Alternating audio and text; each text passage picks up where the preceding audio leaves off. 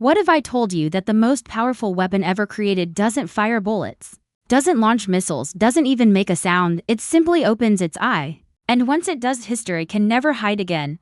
Empires fall under it, presidents fear it, revolutions ignite because of it, ordinary people become legends through it. From a dark room in the Middle East 1,000 years ago, to a quiet French countryside window, to Silicon Valley laboratories, to the smartphone in your pocket right now.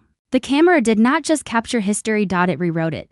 And the moment humanity learned how to trap light, we changed the destiny of civilization forever. When humans trapped light, what if I told you that the most powerful invention in modern history did not roar like an engine, did not explode like gunpowder, did not hum like electricity, it simply opened its eye and refused to blink? Long before America had highways, long before Hollywood had red carpets, before the first skyscraper pierced the Manhattan skyline, humanity was already obsessed with one impossible dream: to freeze time, to steal a fragment of reality, to make memory permanent. The story begins not in Silicon Valley, not in New York, not even in Europe's industrial capitals. It begins in darkness, in ancient China and Greece. Scholars noticed something strange. If a tiny hole was made in a wall of a dark room, the outside world appeared upside down on the opposite surface: trees, people, sky, all projected by light itself. Centuries later, in the 11th century, a brilliant polymath named Ibn al-Haytham, known in the West as al-Haytham, studied this phenomenon in detail.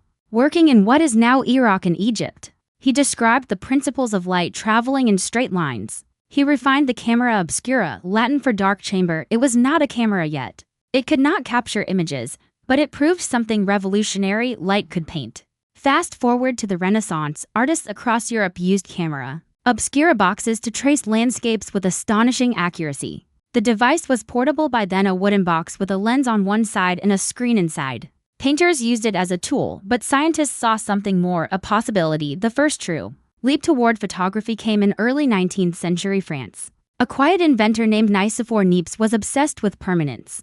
Around 1826 or 1827, in his estate in Burgundy, he achieved what no one before him had done. He captured the world and kept it. His photograph, view from the window at La Grasse, required an exposure time of about 8 hours. The image was faint, ghost-like, but it existed. For the first time in history, time had been arrested. Niépce later partnered with Louis Daguerre, who refined the process. In 1839, Daguerre introduced the daguerreotype to the public. This method created sharp, highly detailed images on silver-coated copper plates.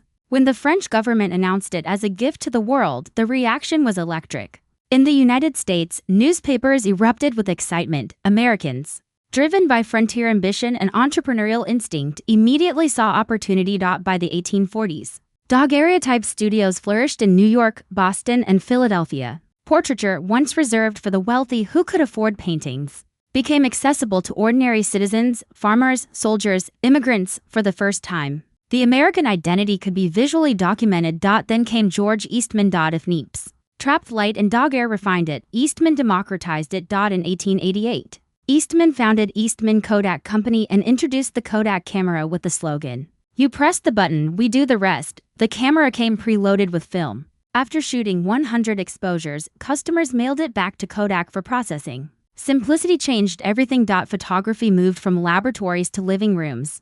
The first cameras were bulky wooden boxes mounted on tripods. They required patience, chemicals, and expertise, but their social power was immense. Photography documented the American Civil War. It recorded westward expansion. It exposed child labor. It shaped journalism. It became evidence. It became memory. It became truth. And yet, this was only the beginning. When the camera learned to move, the 20th century did not just accelerate technology. It accelerated vision. As America industrialized, cameras shrank. In 1925, Leica introduced the first practical 35mm camera, revolutionizing portability. Photojournalists could now move quickly, capturing candid moments instead of stiff poses. In 1948, Polaroid Corporation stunned the world with instant photography. Imagine the shock: take a photo, wait a minute, and hold the memory in your hand. The United States embraced it instantly. Family reunions, birthdays, suburban life, all documented in real time. But the real transformation came quietly, invisibly. In the 1960s and 70s, silicon, digital sensors, semiconductors, at Bell Labs and other research centers, engineers were developing charge-coupled devices, CCD sensors. In 1975, a Kodak engineer named Steven Sasson built the first digital camera prototype. It weighed 8 pounds. It recorded black and white images at 0.01 megapixels. It took 23 seconds to capture one image, and it changed the world forever. Executives at Kodak hesitated. Film was profitable. Digital seemed risky. History would remember that hesitation. By the late 1990s and early 2000s, digital cameras exploded into the consumer market. Companies like Canon, Nikon, and Sony led innovation. Then something even more radical happened.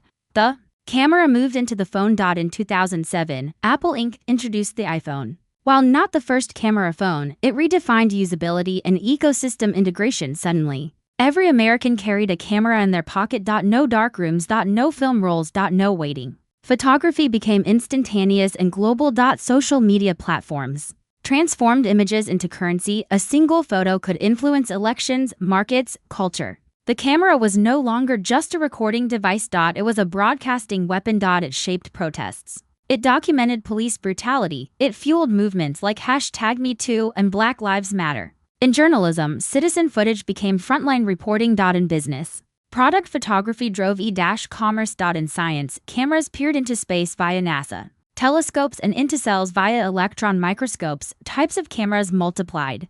DSLR, digital single-lens reflex mirrorless Marfin cameras, action cameras, drone cameras, 360-degree cameras, thermal imaging camera, surveillance cameras, pneumatic digital cameras, medical imaging cameras, from Hollywood blockbusters to MRI machines, from wildlife documentaries to Mars exploration rovers. The camera became civilization's external memory. And still, evolution continues. When the camera becomes intelligent today, cameras no longer merely see, they understand. Artificial intelligence now enhances focus, exposure, color, even emotion detection. Facial recognition systems identify individuals in milliseconds.